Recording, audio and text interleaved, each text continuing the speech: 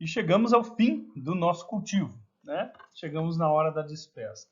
Parece simples, parece que agora é só a hora da onça beber água. Não tem nada mais longe da verdade do que isso. Na verdade, ali você pode chegar na frente do gol e chutar para fora.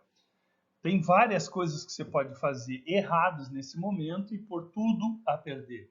E se você fizer isso, você vai ter o maior prejuízo de todo. Não existe nenhuma white spot que consiga te pegar tão pesadamente do que um erro durante a despesca. Então, nós vamos falar sobre isso agora. Está a foto do nosso colega Geraldo Foz, né? Eles estão ali fazendo a despesca.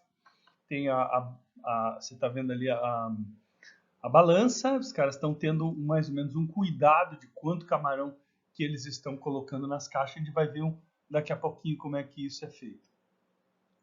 Então esse gráfico aí mostra uma coisa que não é tão óbvia assim. Na verdade, existe uma relação inversa entre o valor que o mercado paga por quilo e o valor que o mercado paga por grama do indivíduo.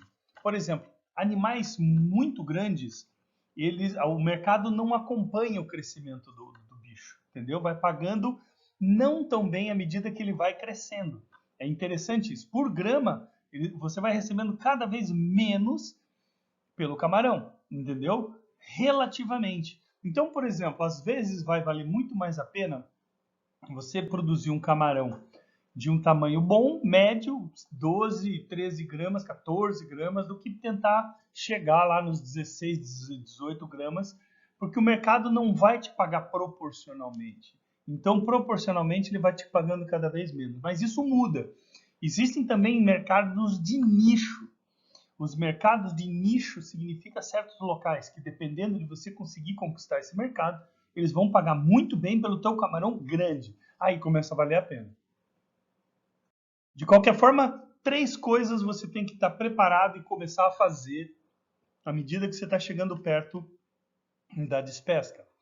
Primeira coisa, você vai fazer uma última biometria. Você precisa saber qual é o peso médio do teu camarão e também, claro, porque você vai negociar, você vai saber o preço médio, o peso médio e vai tentar conseguir o melhor valor por ele. Uma vantagem da aquicultura versus a pesca é que a pesca traz o camarão e o preço que ele chegar no mercado, ele chegou.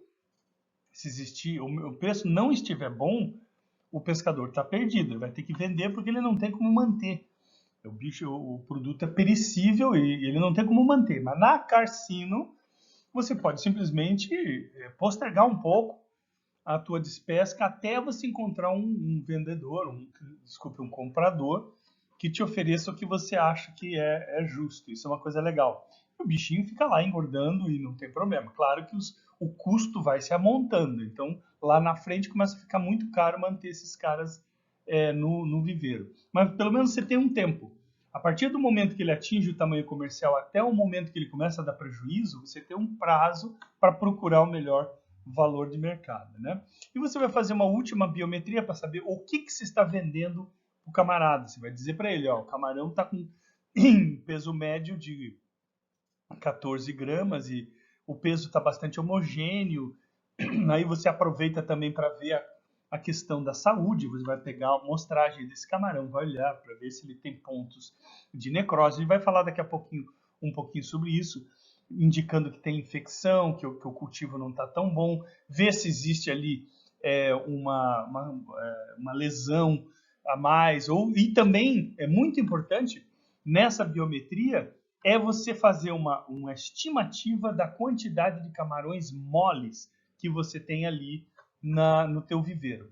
Então, se você fizer uma análise, né, uma amostragem, e você tiver mais que 7% de camarões com a casca, que recém sofreram quidise e que estão com a casca mole, não vale a pena, é melhor você esperar um pouquinho para que eles mudem, eles todos mudem, porque o mercado não paga bem esse tipo de camarão. Outra coisa, quando eles vão para o gelo, eles vão ficar esmagados, como eles estão molinhos, eles vão perder a consistência, o mercado não vai pagar um bom preço por eles. Então, posterga um pouco para você permitir que todo mundo sofra a equidise. Eles geralmente sofrem a equidise em ondas, né? Então, quando começam, eles têm um período e todo mundo termina e você pode, então, fazer a despesca.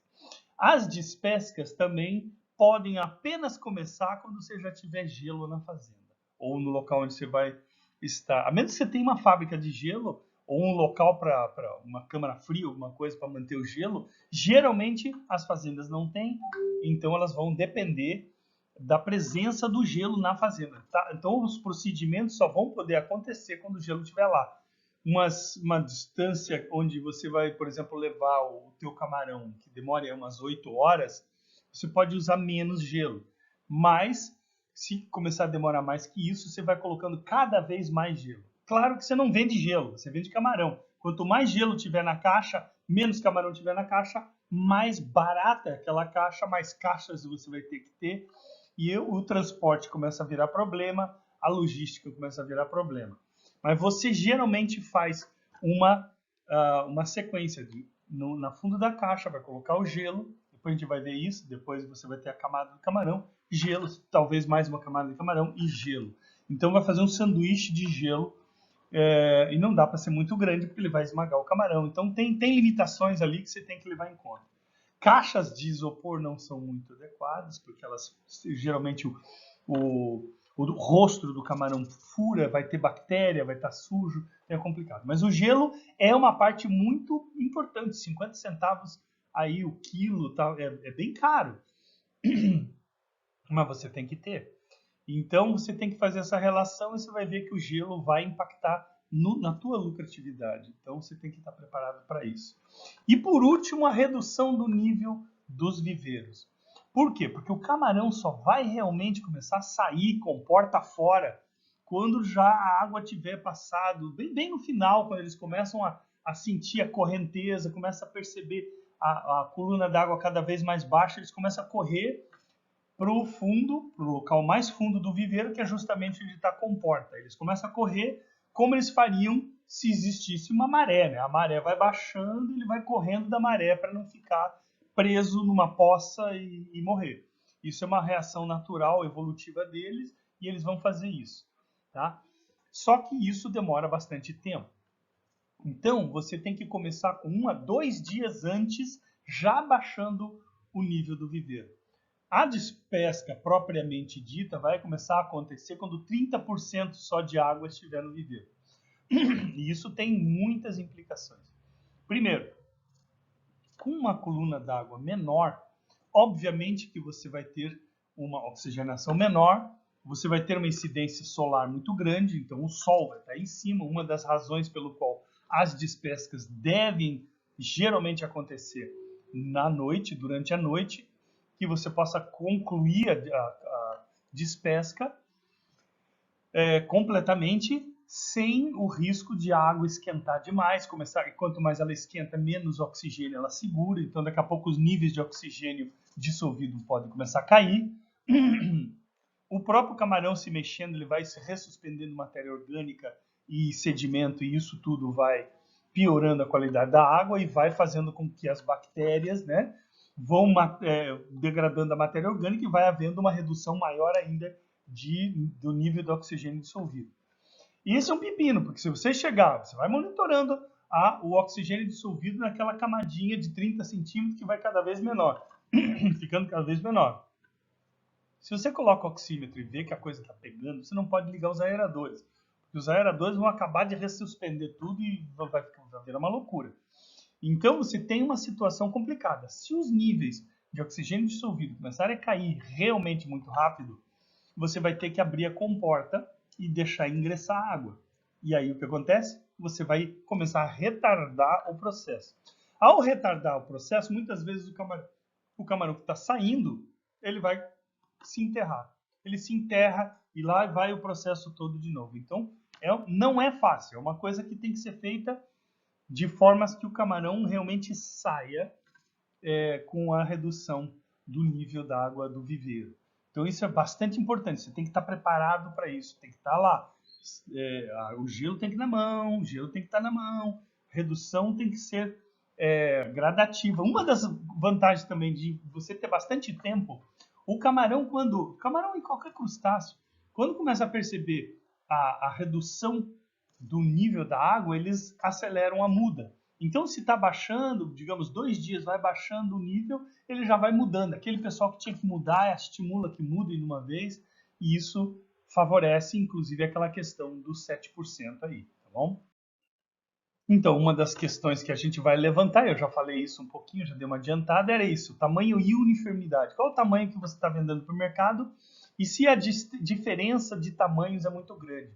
Então, se você tem um tamanho médio bom, mas a disparidade é muito grande entre tamanho, tem um bem grandão, um bem pequeno, o mercado não aceita muito bem isso aí. Entendeu? E isso é uma indicação de um cultivo que não foi adequado, não foi bem conduzido. E aí o mercado já entende que aquele não é um camarão de boa qualidade também. Ali tem a questão da taxa de muda, eu já falei do menos de 7%, isso a gente já discutiu. Então, a questão do gelo, tem que chegar o gelo. Aqui está colocando 2 a 3 quilos de gelo para cada quilo de camarão, né? Mas eu falei ali para vocês também que isso vai depender da distância. Com distância grande, esses 2, 3 quilos, então seria 2 para 1, né? Cada 2 quilos de gelo para 1 de camarão, ou 3 quilos de gelo para 1 de camarão. É aquilo que eu te falei, você não vende gelo, então você vai ter prejuízos porque a questão da tua fazenda ser muito distante e demorar muito para você fazer a despesca dentro do momento da despesca, do abate do camarão, que a gente vai ver daqui a pouquinho, o abate do camarão até a chegada no mercado, ele vai conseguir chegar numa câmara fria, e essa distância, se for muito grande, você tem que colocar mais gelo. E aí o custo do transporte aumenta bastante. Então, ali a gente já falou também, 2 dias antes, então você veja que o que é importante nesse momento, você vai ver se o teu viveiro foi bem construído ou não. Então a ideia é que ele drene completamente. Vocês vão ver aqui, eu vou pegar uma canetinha amarela, vocês vão geralmente perceber que com o uso vai formando um canal, um pequeno canal, uma depressão, então a água tende a cair ali e dali desaguar no monge, né? Na comporta de saída. E isso ajuda, mas desde que esteja a declividade bem legal. Se não tiver, você vai ter que começar a ter problemas, porque à medida que a água vai baixando, e o camarão pode ficar preso em poças, isso é um problema, ou então preso no próprio sedimento, né? Ele se enterrou porque estava demorando demais, ou você interrompeu o processo de descida da água, ele se enterra, chega, digamos, a madrugada passa, você está no meio da manhã e começa a esquentar, você está com um problema seríssimo. De qualquer forma, é mais ou menos esperável que uma parte do camarão vai ficar para trás. Aí você vai ter que entrar com funcionários e esses caras vão ter que entrar e catar o camarão à mão, vão ter que lavar. E esse camarão vai ter uma qualidade sanitária pior, ele vai ter mais pontos de necrose, ele vai entrar em oxidação mais rápido, vai perder a cabeça. Então, um camarão que fica para trás, você até vende, mas não é um camarão tão legal assim. Tá? Depois a gente vai ver que esse processo é um processo que tem continuidade para a próxima safra, e aí que mais uma vez falando que o fundo do viveiro é importante, a declividade do fundo do viveiro é importante. Se ela é muito, digamos assim, inclinada, você pode, na hora da saída da água, vir com um fluxo de água muito grande e você vai começar a lavar todo aquele sedimento, aquela matéria orgânica vai ser arrastada e vai jogar onde está o camarão, vai prejudicar a qualidade da água, e aí você tem que abrir a comporta, daí demora mais e todo aquele problema. E também a poluição ambiental, quando você puxa todo esse matéria orgânica para fora, você está jogando no ambiente externo. Aí você pode tomar multa, você está fazendo tudo errado. A ideia, vocês vão ver mais para frente, é que essa matéria orgânica fique para trás. O camarão saia, a matéria orgânica não deve sair, porque a gente vai trabalhar ela lá dentro para que ela seja mineralizada. Mas se ela sair, é problema, a qualidade ambiental dos corpos de água adjacente vão piorando, você pode tomar uma multa e aquelas coisas todas. Já falamos isso, deixa tudo pronto. E isso aqui que eu estou mostrando na foto é muito importante. Geralmente, na saída, o monge de saída não é só um monge de saída, né? Ele geralmente tem uma plataforma de trabalho. O monge de entrada não é muito fancy, vamos dizer assim, não é muito complicado. Mas o de saída, ele é bem complicado porque é onde o pessoal trabalha, para fazer biometria, para fazer uma série de coisas e durante a despesca. Então ele tem uma plataforma de trabalho, tem uma escada. Geralmente toda essa plataforma de trabalho é feita de concreto, então o melhor é o concreto. Se você tem lama, um dia de chuva é um pepino. Lá atrás, tá vendo? Vocês estão vendo que tá passando ali atrás um canal de drenagem. Então essa água não está indo direto para o manguezal ou para o mar, entendeu? Ela está indo em direção muito provavelmente a uma bacia de decantação, um viveiro, né, grande e tal. Não precisa ter formato de viveiro nem nada, mas pode ter, e é legal que tenha. E lá vai cair essa água toda. Então a sujeira, a matéria orgânica em excesso, o camarão que escapa, tudo isso vai cair ali, vai embora para essa bacia de decantação que a gente vai falar um pouquinho mais depois, né? Então você deixa tudo preparado. Nesse caso aqui, eles têm caixas, ó, um tipo de um tanque específico de despesca. Eu acho que eu tenho uma outra foto, onde mostra que ele embaixo ele é todo furadinho, como se fosse aquela para macarrão, sabe? Para drenagem de macarrão, é muito parecido com aquilo lá. E tem essas caixas aqui de 1000 litros, onde o pessoal vai colocar o gelo. Então o gelo que se compra não é só para transporte, não é só para você fazer a venda e tal. Ó. Não, ele também é usado como o abate. O camarão é abatido no gelo. A gente vai ver isso daqui a pouquinho.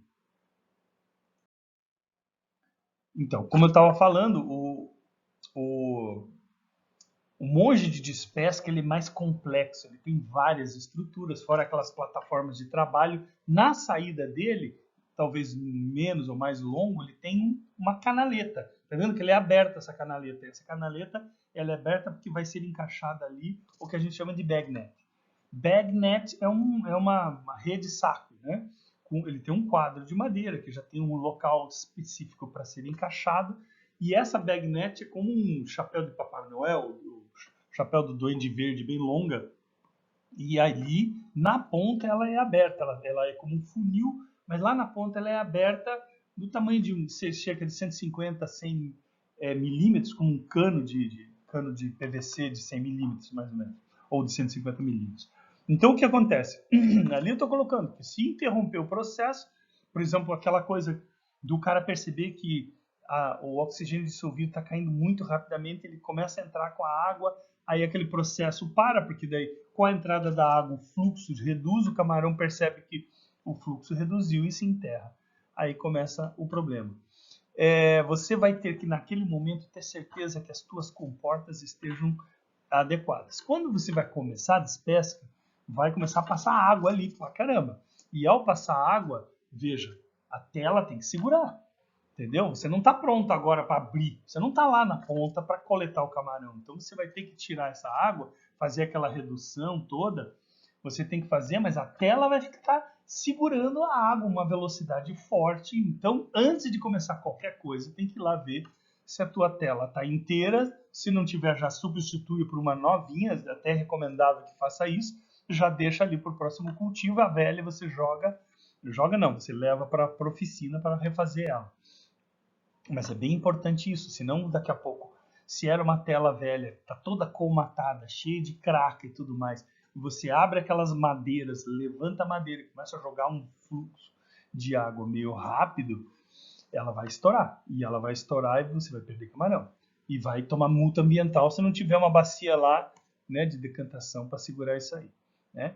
E aquela coisa que eu falei para vocês, ele vai ficar de boa, mas quando ele começar a perceber que a água começa a se movimentar, que acontece mais ou menos mais para o fim, ele começa a se deslocar em direção à comporta. Quando você tiver com a tua bagnet lá preparada, quando você tiver todos os funcionários preparados, quando você tiver com a tua caixa de despesca, caixa com gelo preparado, quando tiver tudo preparado, né, aí você vai finalmente tirar a tela e aí os camarões vão começar a sair. No começo pouco, daqui a pouco começa a sair uma galera, depois começa a ficar pouco novamente. Então, mas tem que estar tudo bem organizadinho lá, porque lembre-se, Se tiver algum problema, cadê o gelo? Cadê isso? Cadê aquilo? Para tudo. Parou tudo, camarão se enterra, você está ferrado. Então, o processo tem que começar e ser executado sem correria, mas de um jeito único, um fluxo contínuo, tá bom? Isso é bem importante. Então tá aqui, eu fiz esse desenho aqui, mostrando a bagnet. Aqui o cara está mergulhado dentro do canal de despesca. O camarada segura ali, né? E vai chegando o camarão. Ele vai percebendo, a água vai passando pela net, é claro, e o camarão vai sendo retido. Quando ele atinge uma quantidade razoável de camarão, ele fecha a bagnet e joga numa caixa furada para receber todo o camarão. Essa caixa, então, é que vai ser levada para o abate. Tá? Entenderam, né? E depois o cara simplesmente fecha de novo e solta, e aí o camarão começa a cair de novo, e assim vai até o final. Beleza? Então tá aqui uma foto de um processo, lembra muito aquela questão da aclimatação, a chegada das PLs, só que dessa vez é a partida das PLs. Né? Então tá ali uma bagnet, né? Tá, a água está saindo e já instaladinha ali a bagnet. Né? O pessoal aqui tá... Isso não é uma coisa muito correta, sabe? Essa montoeira de camarão pulando, porque eles vão se batendo no outro e daí lesiona o outro, e aí começa pontos de necrose. Depois que eles morrem, esses pontos de necrose realmente avançam rapidamente por causa das bactérias, tanto da bactéria do hepatopâncreas como bactérias do intestino, ou própria bactéria da água, e você vai perdendo qualidade. Eles estão fazendo isso mais por uma promoção, olha quanto camarão, mas não se faz esse tipo de coisa aí. Então tá lá o momento da despesca, o início, né, do processo de despesca. Ali o cara coletando o camarão na bagnet. O fluxo, olha só o fluxo é rápido, cara, é muita coisa. Então, imagine se você está com uma bagnet aqui, de repente rompe essa coisa, vai tudo embora. É complicado, tem que ficar de olho. Tá lá o nosso amigo, isso aqui é lá na Fazenda Borges. Eu acho que fui eu que tirei essa foto aí, né? Então os bichinhos lá. Tentei tirar, mas ficou tudo esfolhado. Ah, essa ficou boa. Tá, e aí eles estão morrendo. Então é o cesto, né? Que o cara coloca o cesto e aí eles colocam na água com gelo. A água com gelo, ele vai cair, vai sofrer um choque térmico, a temperatura vai cair muito rapidamente. Lembre-se que eles são poiquilotérmicos, ou seja, o metabolismo deles reduz com a temperatura. Eventualmente o metabolismo cessa e eles morrem sem realmente sofrer muita coisa, sem sofrer dor nem nada. Essa é uma vantagem interessante se você compara, por exemplo, o camarão da pesca. O camarão da pesca não tem essa morte tão, digamos, humanizada, entende? Eles são mortos por asfixia, geralmente. Então é diferente, né? Então tá lá, coletando, né, essa foto. Aqui tem uma coisa importante. Bom, naquele tanque de gelo, né, eles vão colocar, claro, água, o gelo, onde vai cair o camarão, e tem uma substância chamada metabisulfito, ou bisulfito.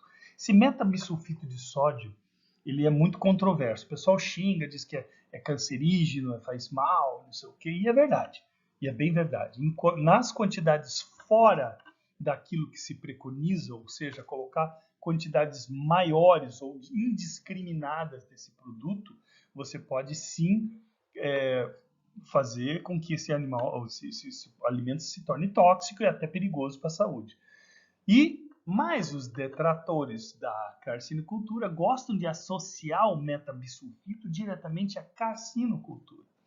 Primeiro, duas coisas que tem que ser ditas com relação a isso. Três, né, na verdade. Primeiro, dentro da dose determinada por lei, que seria 50 miligramas por quilo de camarão, ele não faz mal, ele é inócuo, certo? A partir daí, ele pode se tornar perigoso. Então, é uma questão simplesmente de você utilizar a medida correta, a dosagem, né, correta da substância. Tá. Outra coisa que também é importante do metabisulfito, que ele é usado na indústria para vários alimentos. Frutas, outros, não é só banana, outros produtos que também sofrem a oxidação. Quando são expostos ao ar, as enzimas proteolíticas começam a agir, às vezes até as enzimas bacterianas começam a agir rapidamente e vai formando pontos de necrose, ou a fruta vai se estragando. Então não é apenas a carcinocultura que se utiliza desse produto. E a indústria se utiliza também, a indústria alimentícia é muito comum, mas sempre lembrando da dosagem correta. E daí, por 3, né? Então, enquanto o pessoal que critica a carcinocultura geralmente gosta muito de defender a pesca, o pessoal da pesca também utiliza o método bisulfito pelas mesmas razões. O camarão lá, o camarão cá, ele vai sofrer da mesma forma. Só que o uso, no caso da pesca, geralmente naqueles tanques grandes, naquela situação complicada, é mais intenso. O uso é mais intenso, entendeu? E é meio indiscriminado. Então é mais comum você ver abusos na pesca do que na carcinocultura, porque a carcinocultura tem tem como saber a quantidade de camarão que está entrando na caixa, a quantidade de camarão que está sendo despescada. Então tem um controle maior do processo. A pesca não sabe se eu vou conseguir coletar no mar 1 quilo, 10 quilos, 20, não sei. E aí você pode ter o abuso, né? Tá bom? Então vamos lá, olha aqui. Aí se pesa e ali vai se colocar na caixa naquela proporção que eu coloquei para vocês ali, de 2 para 1, de 3 para 1, beleza? Mais uma vez, a questão da declividade começa a ficar fundamental agora. Por quê? Ele não pode ser muito forte, porque vai levar muita sujeira e lavar o fundo, mandar matéria orgânica para fora e inclusive pressionar as telas, pressionar bagnete, não vale a pena. É muita água, muita velocidade, água suja saindo, não vale a pena. Mas se a declividade é ruim ou não, o fundo do viveiro não foi bem preparado e ele está com valetinhas, buracos, declividades e tal, ali a água não vai sair. O camarão também não vai sair, vai tender a se fixar ali. E isso vai se tornar um problema depois na hora da gente trabalhar esse fundo do viveiro. Lembra-se que o camarão tem que sair.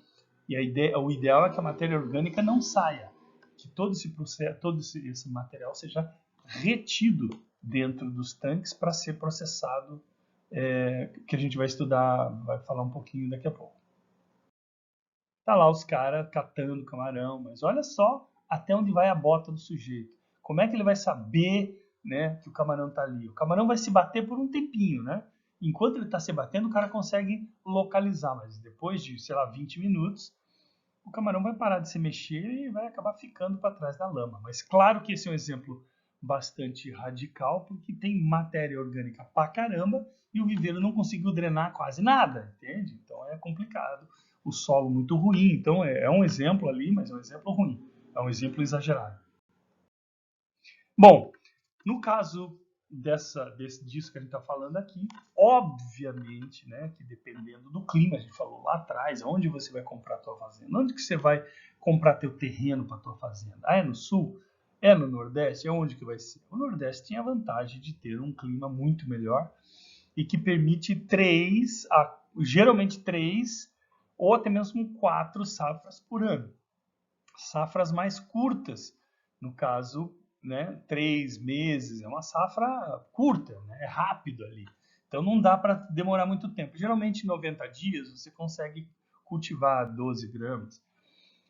Mas ele geralmente estende um pouquinho mais, 10 dias, entendeu? Então seriam 100 dias, 110 dias, isso tudo vai fazendo diferença porque você começa a atropelar outra safra, certo?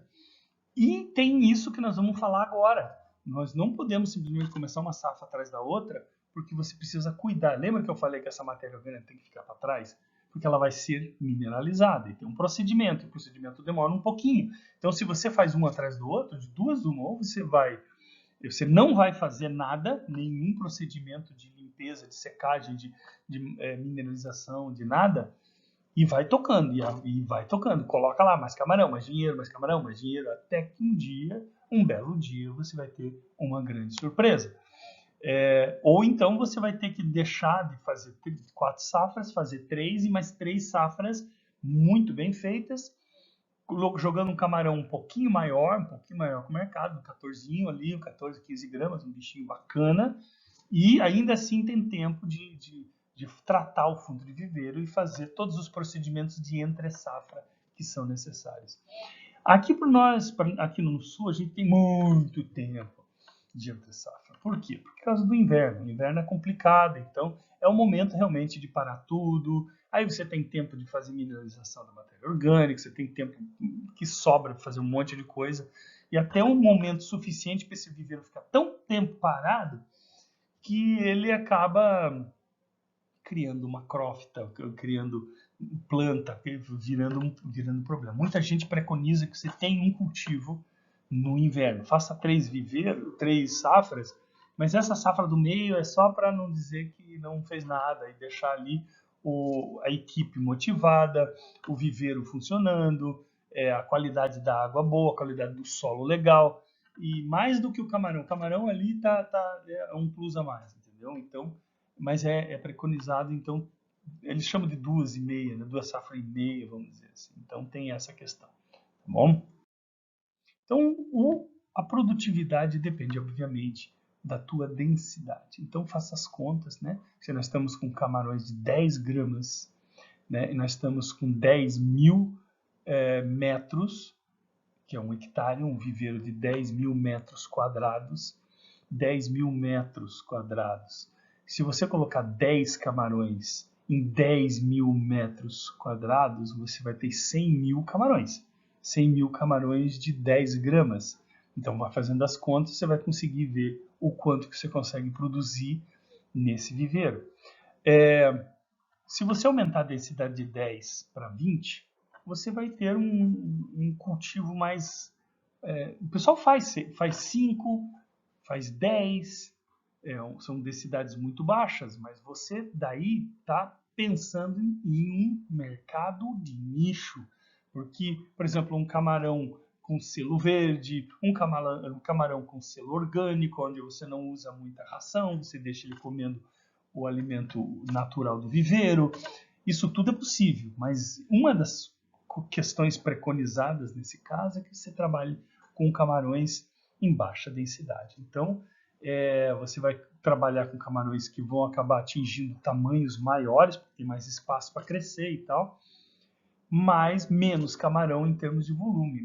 E aí você pergunta se isso dá dinheiro? Depende. Se você tiver um mercado cativo, um mercado que vai te pagar, um mercado lá, aqueles paulistas lá que ficam andando de bicicletinha, que resolvem pagar mais caro para o teu camarão, porque o teu camarão é orgânico, então você consegue tirar um bom dinheiro e fazer um cultivo que vai ser até tranquilo de fazer, porque é menos intensivo, tende a não ter problemas com oxigênio durante a madrugada, você vai fazer, não vai ficar descabelando com medo de tudo dar errado. Muito provavelmente você não vai ter problema de, sei lá, white spots, NIMS e outras coisas assim, ou enfermidades, né, porque são mais ligadas a densidade mais alta.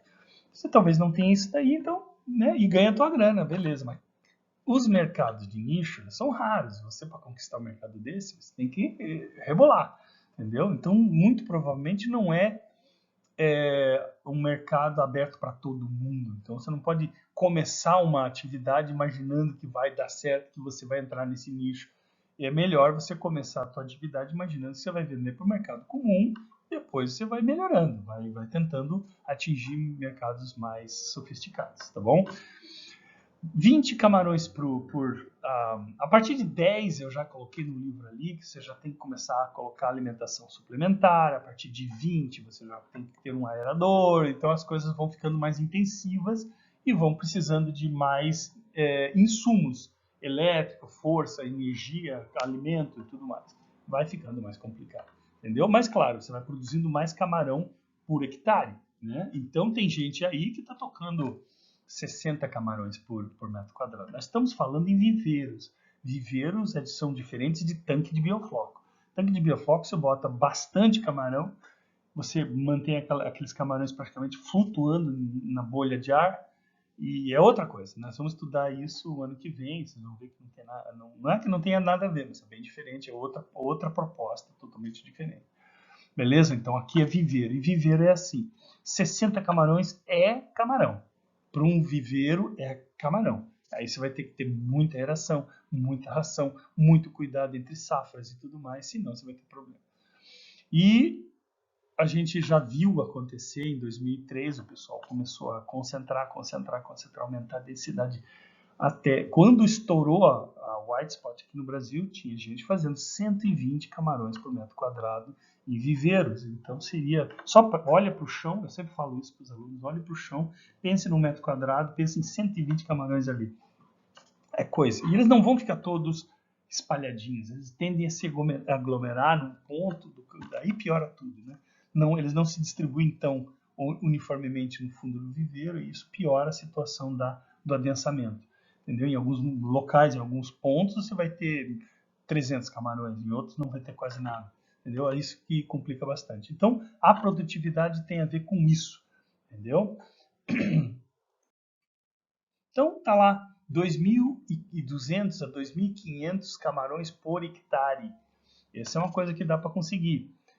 Até nem é tão difícil assim, e aí lembrando que você tem 3 safras, então você vai estar produzindo aí quase 10 toneladas de camarão por ano, por hectare. Então é bastante, é uma coisa bem interessante, né? A conversão alimentar, quanto menor ela for, ou seja, quanto menos ração por camarão, por quilo de camarão produzido, melhor para você. E aí tem todo aquilo que a gente falou na aula passada sobre a conversão alimentar e como tentar atingir esse nível de conversão alimentar. É possível conversão alimentar de 1 para 1 ou menos? Já falo assim, um 0,809? É possível. Daí você fala, mas como que eu posso produzir mais camarão do que eu pus de ração? Se o camarão está vindo assim, sendo gerado espontaneamente, como é que é isso? Não, aqui você tem que entender que essa é uma relação entre o quilo do camarão, assim, despescado, versus a quantidade de ração que você colocou, certo? Só que a ração tem pouca umidade, então ela tem uma taxa de umidade de cerca de 10%, até menos que isso. Então ela é bem concentrada, é bem seca. O camarão tem 75% de água. Então, se você fizer os cálculos aqui, então aquele 1 para 1, na verdade, seria assim, 1 quilo de ração para 250 gramas de camarão, entendeu? Por isso que funciona, mas não é bem verdade. O quilo seria assim, se você calcular o quilo de matéria seca de camarão versus o quilo de matéria seca de ração, vai dar 3,2, uma coisa assim, 3,5 para 1. Então, não é 1 para 1, entendeu? Então, essa é o real fator de conversão. Que a gente não usa, a gente usa porque a gente vende o camarão junto com a água que está nele, certo? Então tá lá, uma das coisas que também vale muito a pena, mas não é para todo mundo, pelo menos inicialmente, é se você puder beneficiar esse camarão. Só de congelar ele já sobe o valor lá em cima. Só de descascar ele, você já faz com que o valor suba lá em cima. E você tem que ter uma estrutura aprovada pelo CIF, é uma estrutura meio cara e difícil de manter. Eu sei que a Fazenda Borges, numa época, eles montaram ali uma câmara fria e umas mesas para o camarão ser manipulado, ser descascado e tal, não sei o que. Funcionou por um tempo, câmara fria muito interessante, era um túnel de congelamento e funcionava muito bem, mas não se pagou, não deu viabilidade econômica. Então é, né, mais fácil dizer do que fazer. Tá lá, né? O camarão vai passando, o pessoal vai classificando, vai né, pescando, descabeçando. Tem várias formas de você fazer esse procedimento. Né? Então as meninas vão tirando a casca e isso aí aumenta o valor. Claro que aumenta o valor, mas diminui o peso. Então você vai ter você produzir 1 quilo de camarão, você vai acabar com seus 600 gramas de camarão limpo. Né? Então você perde, de certa forma, ganha muito mais em termos de valor financeiro. Tá? É isso. Tem um nome na praça, o pessoal conhece, então sai da tua fazenda já para o mercado, embaladinho com o teu nome, isso aí é o jeito de ganhar dinheiro, com certeza. Você vai conseguir, em todo esse processo que a gente estudou até agora, toda essa loucura, tudo isso, você consegue, vamos dizer, 10 reais pelo camarão, 25 reais, né? O quilo, vamos supor, 25. Se você fizer todo esse processo aí, ele sobe para 50. entendeu? Ou mais. Então você agrega valor com um processo rápido. O outro demorou 3 meses, 4 meses. Esse aí é só você trabalhar ali, já, aquela tonelada de camarão já sai com valor duplicado ou mais, certo? Então é uma boa. E agora entramos no assunto que é muito importante, que é a entre-safra. Então nós tínhamos falado do viveiro, né? Um viveiro bem construído, ele drena completamente. Se ele tiver um viveiro seu muito longo, lembra que eu falei para vocês que o viveiro muito longo, eu não poderia colocar 1% de descaída, porque lá no fundo dele ia ter 3, 4 metros de profundidade. Não daria certo. Então, à medida que o viveiro vai ficando mais longo, mais comprido, maior o viveiro, a declividade naturalmente vai ficando menor. Entendeu? Até o ponto que ela é muito pequena, 0,1, uma coisa assim. E aí começa a ficar difícil dessa água escoar, ou ela escoa, mas quando ela está com uma coluna maior, ela escoa, mas quando começa a chegar no finalzinho, ela vai perdendo força e vai ficando para trás e ficando lá nas poças. Né? O caso aqui que eu estou mostrando para vocês. Há uma coisa que esqueci de falar, que me lembrei agora olhando essa foto. Uma das coisas também que complica a despesca é que quando começa a baixar a água, tem uma coluna d'água bem pequenininha, os pássaros, eles atacam mesmo e começa a ter uma perda substancial por conta disso. Aí você tem que arranjar formas não letais de mandar aqueles caras passear. Ou às vezes tem cachorro, se você treina um cachorro, o cachorro corre atrás desses pássaros e aí você, né, premia ele lá, ele vai fazer o serviço, eu adoro fazer isso. Ou então com fogos de artifício, ou uma pessoa assustando, tal, arranjar um jeito de minimizar a perda por predação, né, do pássaro. Então aqui, qual é o procedimento? Vamos voltar aqui.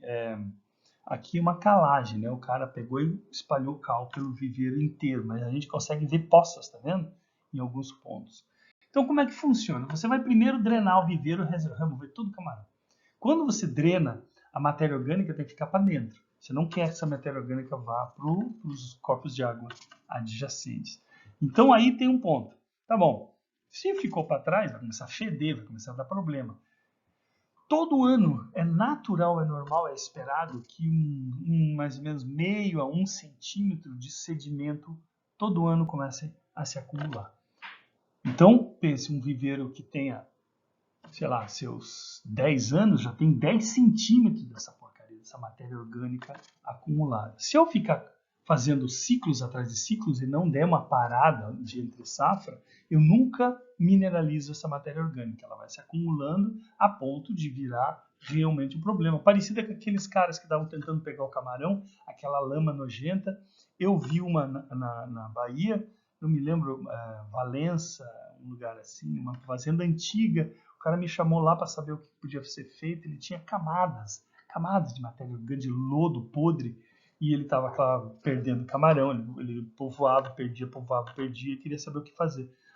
E aí eu falei, olha, a única coisa que eu imagino nessas alturas do campeonato é se remover essa camada.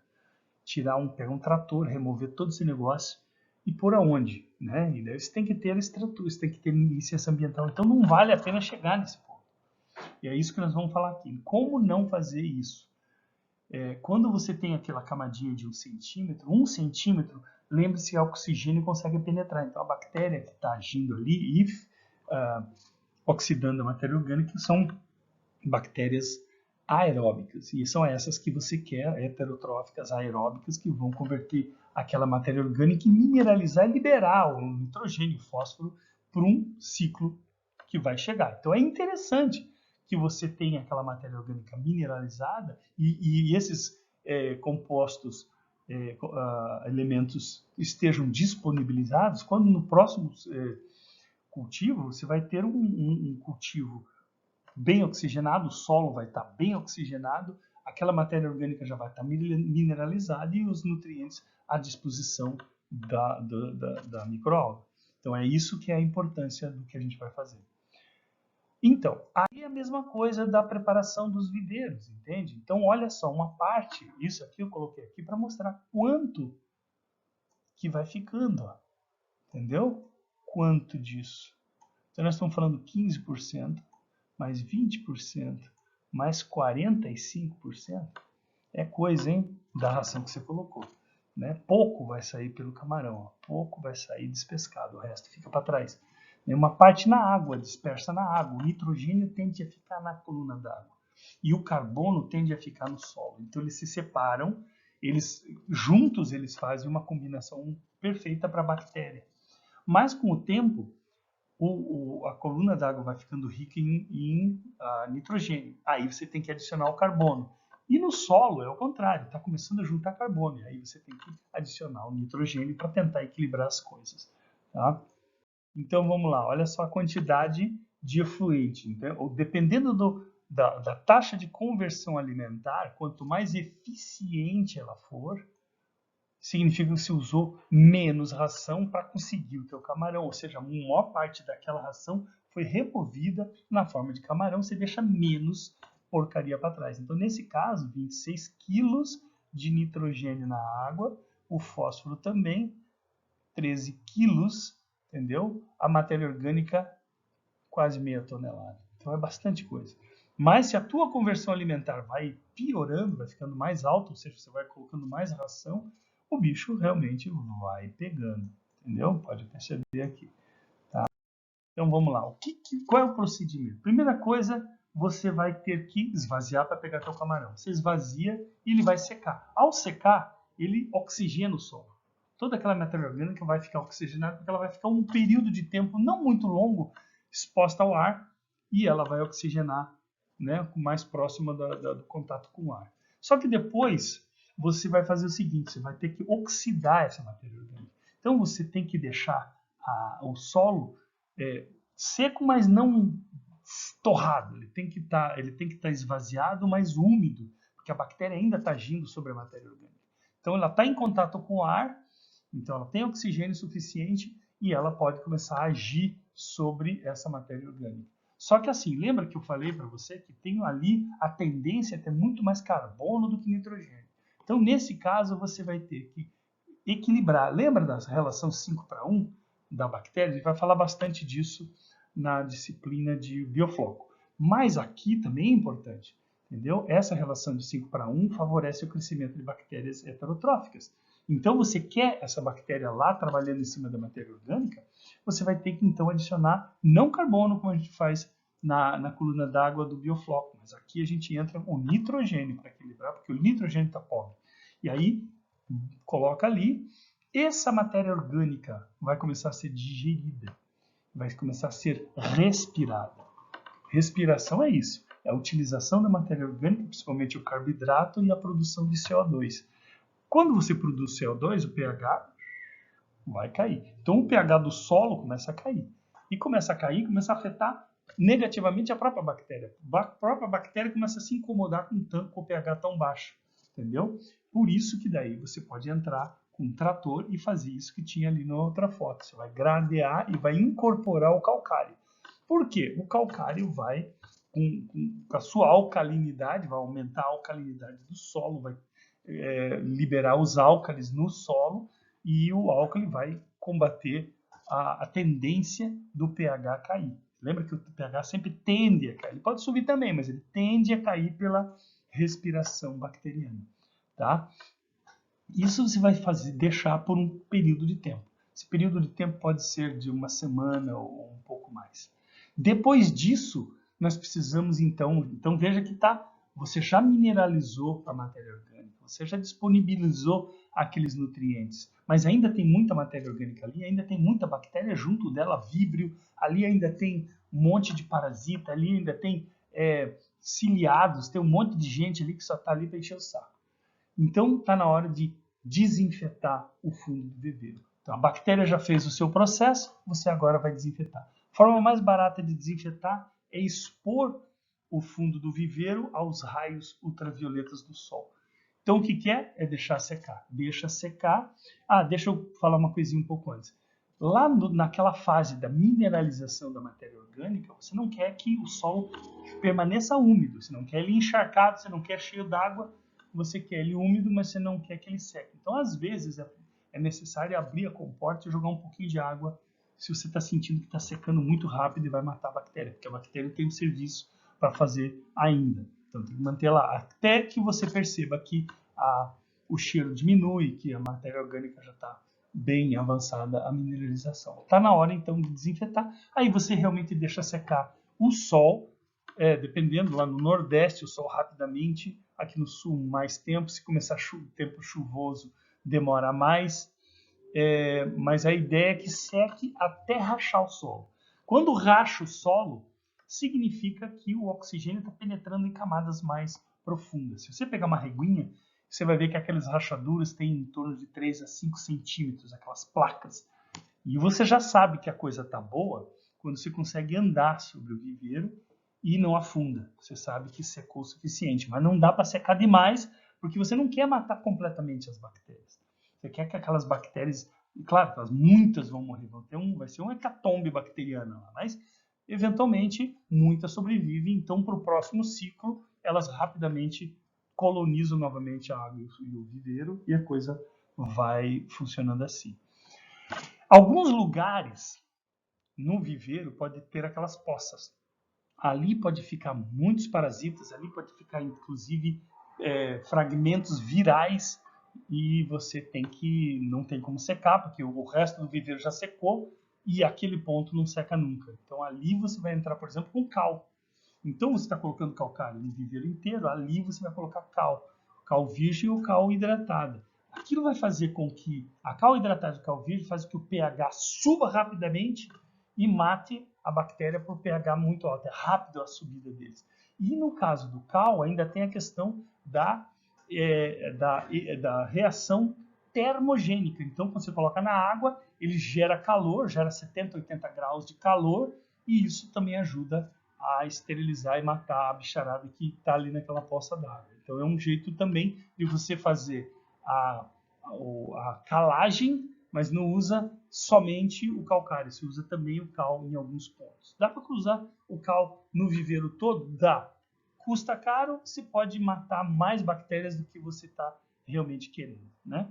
Mas de qualquer forma, é o momento onde você vai entrar, você vai pegar geralmente é melhor, funciona muito melhor quando você entra com o trator e incorpora aquele calcário, né?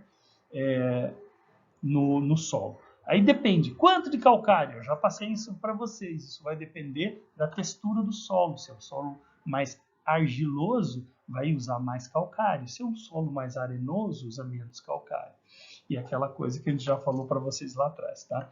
Depois disso, você pode, então, começar a encher novamente o viveiro de água. Vai enchendo o viveiro e vai fertilizando daquele jeito que a gente já viu. Sobe 30 centímetros, fertiliza, 60 centímetros, fertiliza, 90 centímetros, fertiliza. E aí, se não der bloom, entra com mais calcário, e o calcário, então, é o que está faltando, provavelmente, para o bloom da microalga. Você pode analisar novamente o teu solo, né? Lembra que antes do cultivo, lá atrás, 3, 4 meses atrás, você fez uma análise composta do solo, mandou para o laboratório. É interessante fazer isso agora também. Por quê? Porque mudou muita coisa. Você vai ver que a qualidade, principalmente a quantidade de matéria orgânica, vai estar totalmente diferente. Aí a pergunta é, essa matéria orgânica está adequada? Ela tem que estar lá, mas ela tem que estar numa quantidade correta, senão ela vai interferir, porque ela vai continuar, na hora que você encher de água, a bactéria vai continuar atacando a matéria orgânica e vai comer o oxigênio. E lembre-se que o oxigênio é fundamental no início, já no início, para as pós-larvas. Então, se é naquele início, onde as pós-larvas são pequenininhas, não conseguem respirar direito e ainda assim tem muita matéria orgânica e está havendo essa mineralização, vai faltar oxigênio, principalmente ali mais perto do solo, que é onde estão as pós-larvas, você vai ter problema. Então, só, a questão da matéria orgânica. Imagine, então, 3% é o que a gente acha preconizável, 3% de matéria orgânica. Você vai mandar para o laboratório e vai ver se é 3 ou mais. Vamos dizer que é 4. 4 é 1% a mais do que você queria. Nesse caso, tem uma formulazinha ali para mostrar para vocês. 11 kg de ureia. Lembra que aquela relação carbono-nitrogênio, você já sabe que tem carbono para caramba ali. Então, você vai entrar com nitrogênio para favorecer o crescimento da biomassa bacteriana. Gente, é básico isso aí, né? Então, ele está falando de ureia, nitrato de sódio, para cada 1% de matéria orgânica que exceder 3. Então é tranquilo. Mas excedeu, você tem que começar a combater. E às vezes você pode ter um solo que já é naturalmente rico em matéria orgânica. Você tem que ir corrigindo. A cada ciclo você corrige, que é o caso aqui. Vamos dizer que você tenha um solo muito rico. Daí você vai ter que trabalhar ele ciclo a ciclo, para ir reduzindo a matéria orgânica. Então vamos supor, ele tem 1% a mais do que deveria ter em matéria orgânica. Daí você fala assim, tá, mas e como é que ele vai reduzir 18 se ele só tem 1? Não, não é isso. Dos 8% daquele umzinho, entendeu? Então, a cada ciclo, aquele umzinho vai caindinho. Então, é bastante coisa, entendeu? Então, vamos falar ali, você vai entrar com o calcário, né, o calcítico ou dolomítico.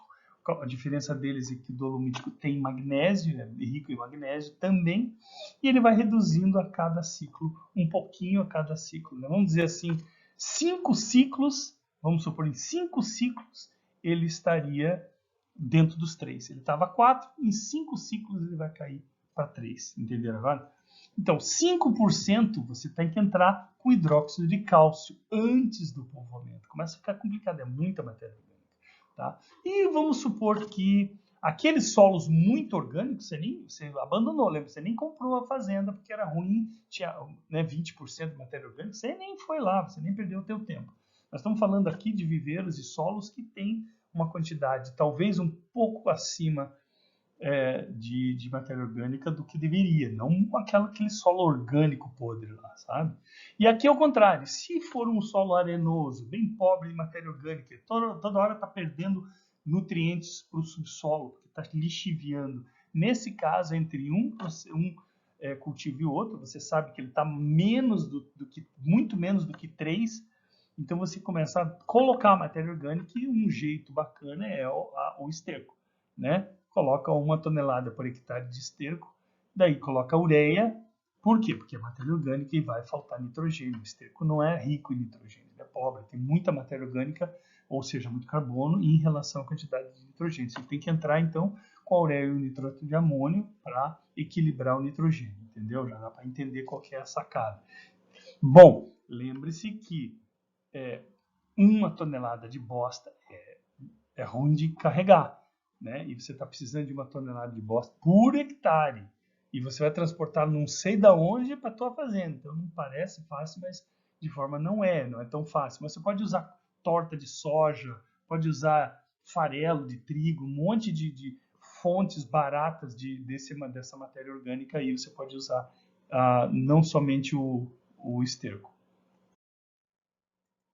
Bom, e a relação carbono e nitrogênio, que eu falei para vocês, a relação de 50 para 1, né? Então você está com muito carbono para pouco nitrogênio, vai entrar com 50 quilos por hectare de ureia, entendeu? Porque está muito pobre, você quer coisa mais próxima do 5 para 1, né? Que a gente tem preconizado aqui desde sempre.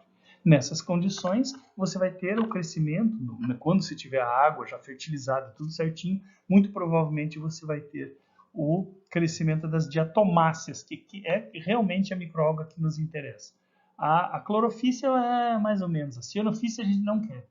A gente quer, então, as diatomáceas. E um jeito é esse. Outro jeito é o farelo de arroz, é que ele tem muito silicato. E ele vai poder ajudar nessa questão do esqueleto das diatomáceas. Então, ele estimula o crescimento da diatomácea.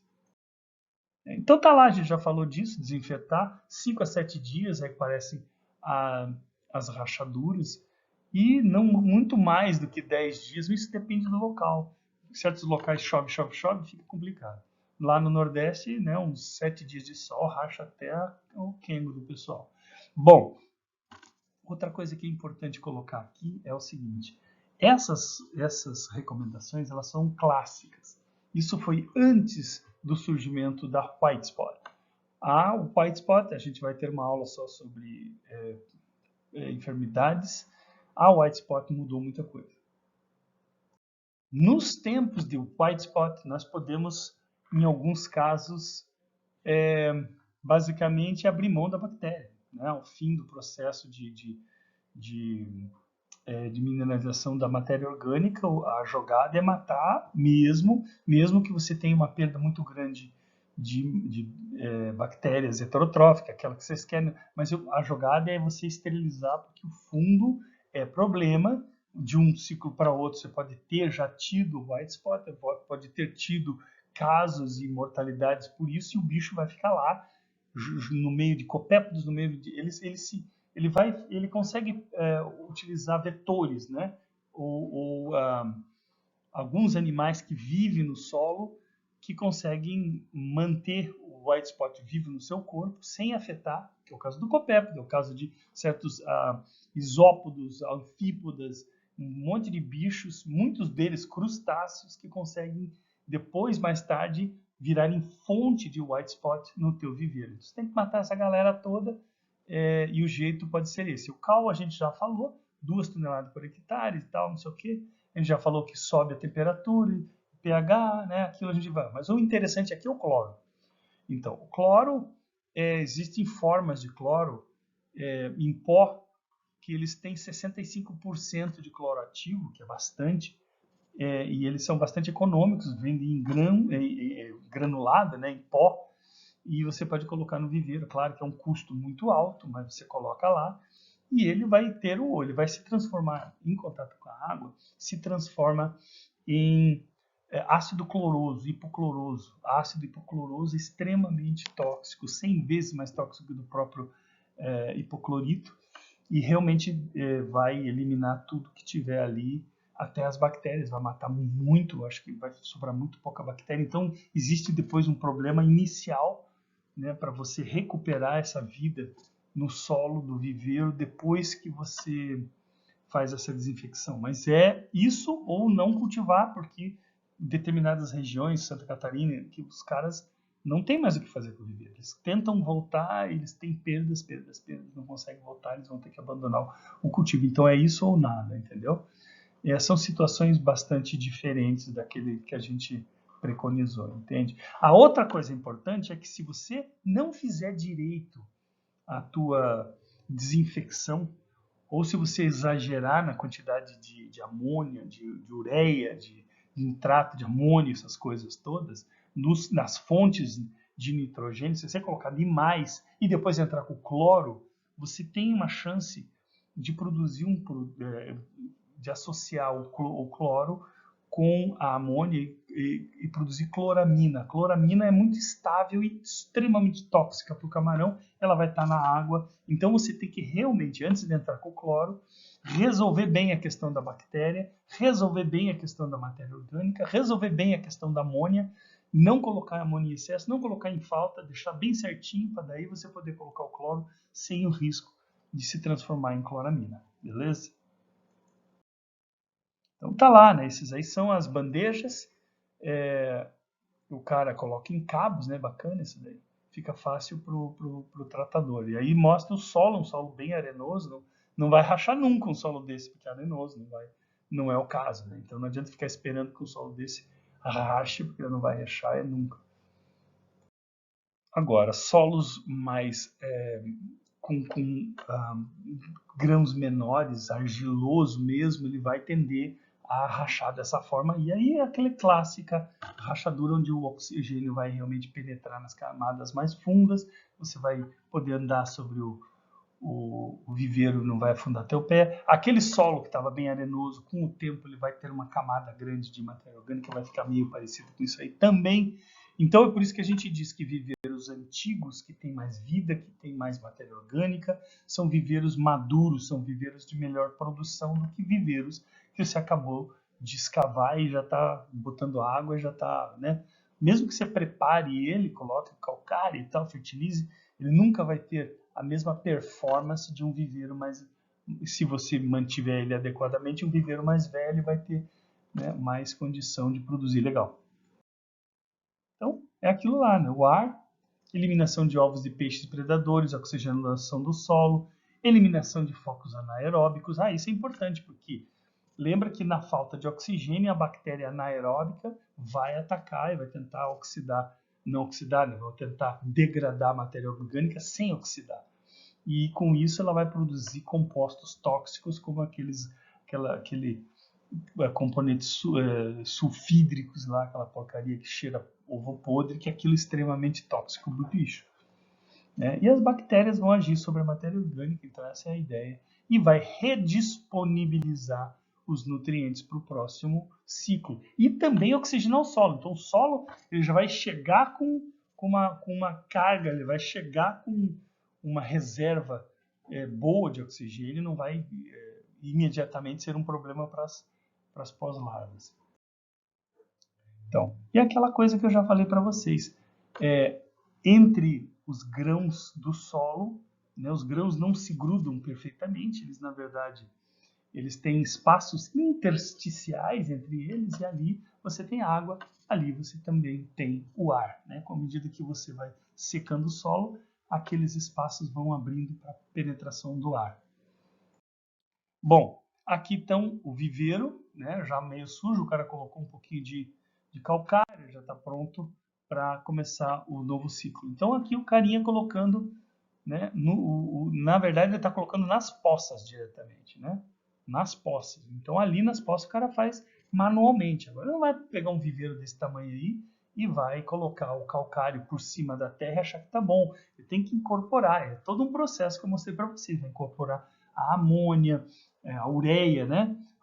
Incorporar a ureia para a bactéria, ter a relação carbono-nitrogênio 5:1, vai incorporar o calcário, vai deixar secar aquele processo todo, vai estar acontecendo em contato com o ar e tudo aquilo vai funcionar muito bem. Isso que é a beleza do viveiro. Quem não deixa isso acontecer, quem ignora essa fase, que passa de cultivo para cultivo, vai fazer dinheiro, mas ele vai ter problema lá na frente, porque vai virar uma lama e depois, quando vira lama, ele não tem o que fazer, como aquele camarada que me procurou, não tem o que fazer.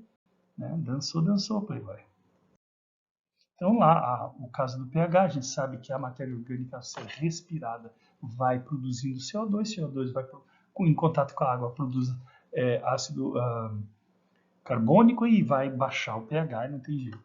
Então você sempre incorporando o calcário. Aqui tem uma coisa que eu esqueci de dizer para vocês, olha aqui, ó. Exceto em solos sulfurosos ácidos. Nós falamos isso lá atrás.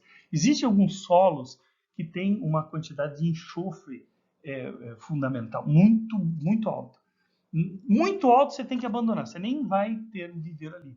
Mas se tiver, digamos assim, relativamente média, mediana, baixa, você pode trabalhar. O problema é que esse solo tem uma quantidade muito grande de enxofre, e ele elementar, o enxofre elementar, não fundamental, elementar, e esse enxofre, ele em contato com o ar vai formar o ácido sulfúrico.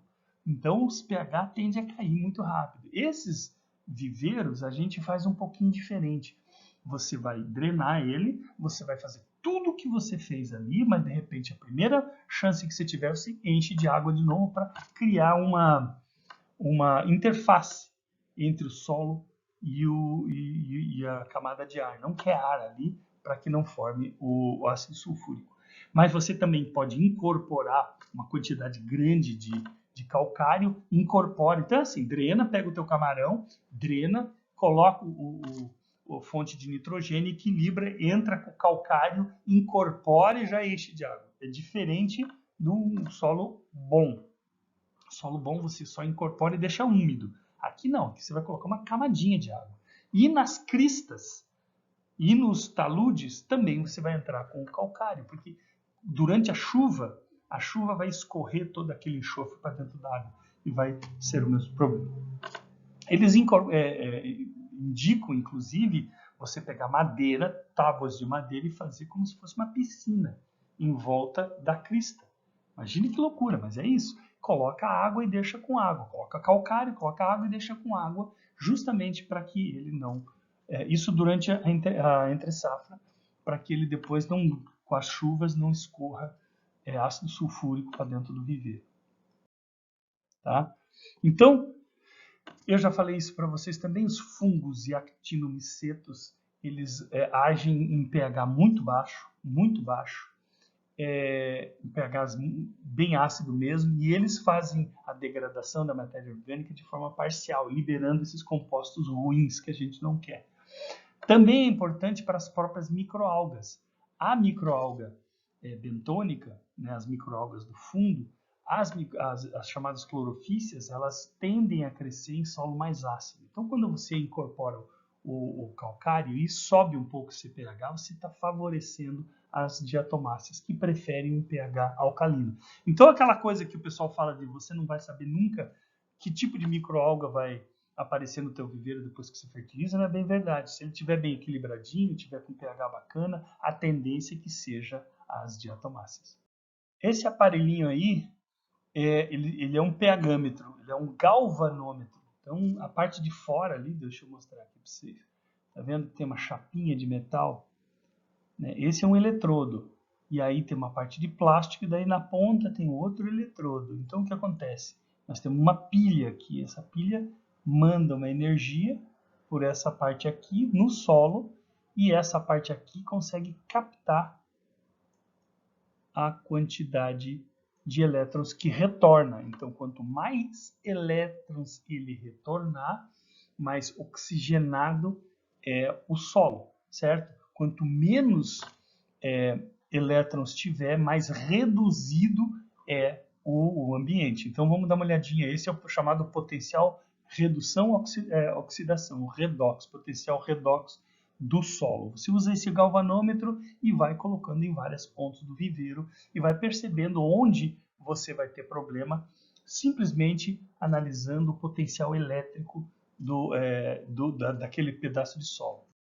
Então tá ali o cara, ele aperta aquele botãozinho, né, ele emite o sinal e o outro eletrodo consegue perceber. E ele vai andando no viveiro e tentando identificar pontos de onde o ambiente é um ambiente reduzido. Se é um ambiente reduzido com pouca oxigenação. Então tá aqui, ó. Existe uma tabelinha que mostra o potencial redox em milivolts, tá? Então 0,48 significa que a concentração de oxigênio dissolvido naquele solo está acima de 3. Está vendo aqui? Acima de 3. E à medida que esse 0,48 vai caindo para 0,34, 0,20, 0,10, então a quantidade de oxigênio dissolvido começa a cair. No caso, entre 3, né, 3 miligramas e 0,3, nós temos o aparecimento do nitrito. E é uma coisa que a gente vê bastante em tanques de biofloco. O nitrito começa a aparecer. Depois, abaixo disso, começa a aparecer o ferro. E depois o gás sulfídrico começa a aparecer. Então você consegue saber isso tudo só analisando o potencial de oxirredução do solo através desse galvanômetro. Tá? Existem modelos mais modernos hoje que já te dão direto o pH do solo, não precisa medir em termos de milivolt. E aquela coisa, vai fertilizar novamente, né? Sempre incorporando com trator é melhor do que simplesmente colocar com a mão, como esses caras estão colocando, porque não é uma coisa superficial. Quem tem que incorporar, lembre-se sempre que o viveiro tem aquela camadinha de 10 centímetros, que é crucial. Aquela camadinha tem que estar oxigenada, aquela camadinha tem que estar com pH próximo do neutro, aquela camadinha tem que estar oxigenada, aquela camadinha tem que ter a quantidade correta de matéria orgânica, nem muito mais. É aquela camadinha. Se embaixo daquilo tiver pior o solo, não é tão grave. Mas aquela camadinha tem que estar em boas condições para você ter um viveiro de qualidade. Então é por isso que só colocar por cima, salpicar por cima, tem um efeito bem menor do que se incorporar com o trator, que vai colocar naquela camadinha de 10 centímetros. Entendeu? Tá lá os caras colocando. Isso aqui eu coloquei uma foto interessante porque o pessoal mais ambientalista, que detestam a carcinocultura, eles costumam criticar o misterioso pó branco, né? Então, as fazendas colocam o misterioso pó branco, e que é a calcária, você pode comer se quiser, coisa de louco. Fertilizar de novo, né? Seja lá com fertilizantes químicos ou com esterco, e começar tudo de novo, um novo ciclo. E aí é importante entender que, na verdade, você, numa fazenda, você vai ter viveiros em vários estágios.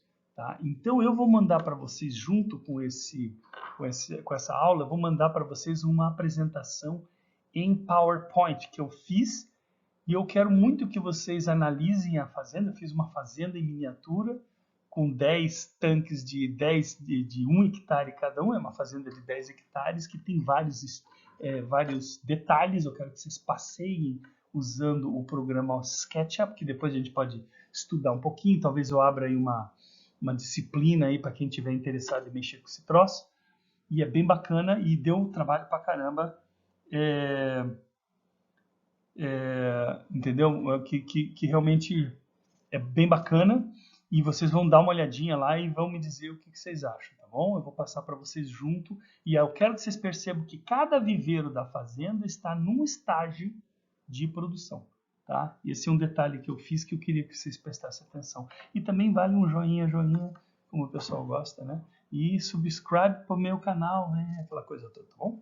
Beleza. Valeu, gente. Tem ainda uma última aula sobre enfermidades e Zé Fini. Falou? Até mais.